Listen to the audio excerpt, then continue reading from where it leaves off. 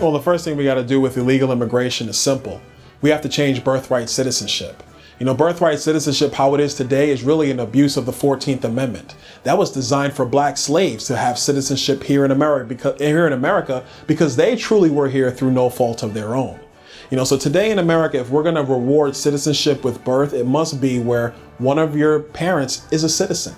That way it respects the sovereignty of American citizenship, which does have value and must continue to have value.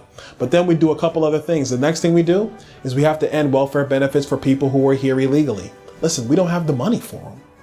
It's nothing mean. It's not that we lack compassion. We simply do not have the money to pay for people who are in our country illegally. And we have to end that program as well. I think if you do those two things, that will begin to slow the pace of illegal immigration, because there will be no benefit to crossing our borders illegally, just trying to take advantage of American society.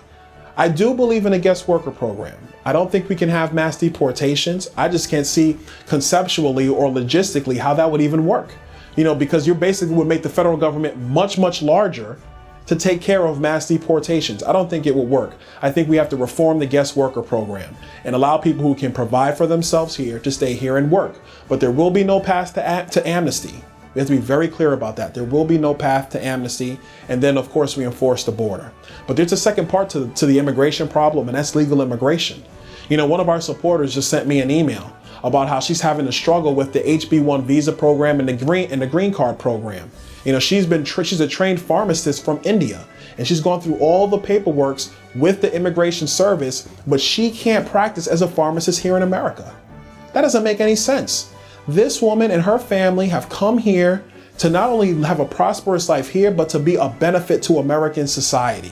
And we have to reform that program so that we can get foreign nationals who want to be assets to our community to be assets to our community. Those are really the two problems in immigration. We have to get serious about these problems, stop being so political with them, so we can have a prosperous nation here in America.